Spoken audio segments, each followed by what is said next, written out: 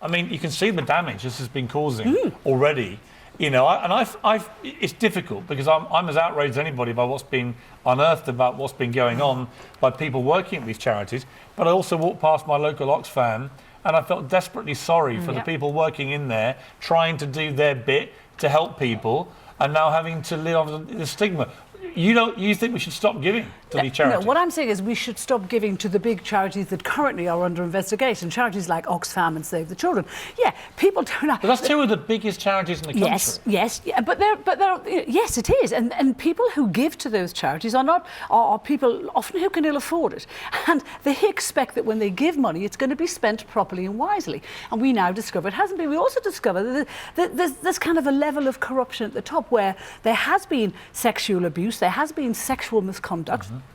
And nothing has been done to stop that. But in other organisations where this has been unearthed, no one has called for the organisation itself to be shut down. But this is different because this is precise. This is so shocking precisely because they are charities, and we expect that an organisation that exists to help people is not actually helping them; it's actually hurting them in many occasions. But only in a small number of cases. And I'm not defending anything. You say that, Susanna. You say it's a small number of cases. It's hundreds of cases. In the case of Oxfam, 268 safeguarding cases reported. In the case of Save the Children, 200. That's only what we know about. But out of thousands and thousands of people working for these charities. When you see an organisation that can't protect its own female employees or refuses to protect its own female employees, how on earth can we trust them Owen, to protect people around the world? You presumably don't disagree with the general view that this behaviour has been outrageous, right? We can all agree that. The question becomes how to respond to this. Yeah. And you feel strongly, I think, that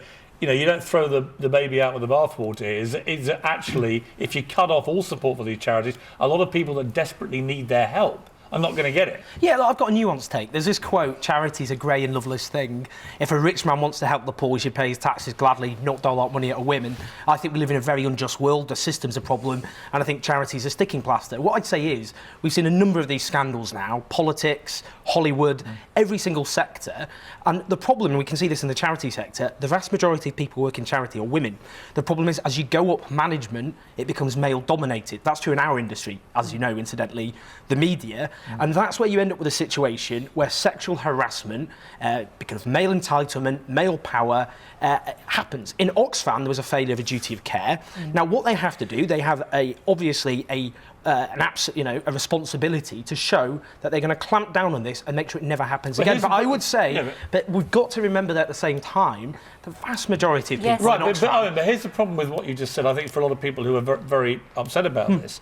When people go and give their money to Oxfam or Save the Children, they never imagine in their wildest nightmares that part of this money will go to financing people working for the charities sexually abusing women. And the bar in their heads is so much higher than it would be for someone like Harvey Weinstein in Hollywood with, leading the casting couch nonsense. So there is a difference, isn't there? And what it's done is broken trust in these charities. Of course, just quickly, but on that, I mean, look, people should be repulsed by what happened. There's no way we should. But the point is, and Oxfam now have to show root and branch reform. People have to lose their jobs. People already have. More have to lose their jobs. But we've got to remember the vast majority of people in Oxfam are people who join Oxfam because they want to help people, and they do. And it's the same quickly with healthcare. Carole, let me just explain just quickly. The NHS. Harold Shipman.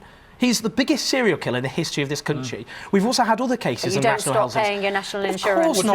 Jimmy Savile at the BBC is a good example. We didn't shut down the BBC. BBC corporately, no one said shut it down or stop paying the licence fee. But the trouble with charities is they have gone unchecked for years. They've never had to justify what they do. They've never had to explain what they do. Well, actually, they're supposed to have accountability and safeguarding practices in place. Yes, they are. And look what happened with Helen Evans at Oxfam. She said she begged Oxfam bosses for 2 years to take action over these things, and they did nothing about it. Not only did they do nothing, they tried to hide it. People like this guy, Justin Forsyth, 3 allegations of sexual misconduct against him, and yet he's allowed to go and head up another charity. I mean, that clearly is ridiculous. I mean, let me ask you, on a wider point, there is a criticism at the left on all these, that when it's a kind of lefty issue, that people play down and try and find apologies for the people who are caught, whether it's Brendan Cox or Justin Forsyth or whatever. Do you think that's a valid criticism? Is the left, less vocal less vociferous about this when it's one of their own? Well, we shouldn't be if that happens. Look, the problem we have in society is you have still a very sexist society where men have a sense of entitlement. We can see that from Donald Trump, for example. We can see it across every single industry. We see it all over society. We see it in every workplace where there's still a sense that men feel they are superior to women, that women are objectited, and where sexual harassment is God, you'd hope that if there was one industry where that would not happen, it would be in the charity sector. Where? I'm not going to agree with Piers because we don't want to... Force yourself, Owen. There is a danger, no, in terms of taking on the left. You see sometimes, I see this sometimes, men who go, I'm a feminist, as though, you know, they want a cookie, and then without then looking at their own behaviour and somehow thinking that they don't have to scrutinise themselves because look how progressive I am.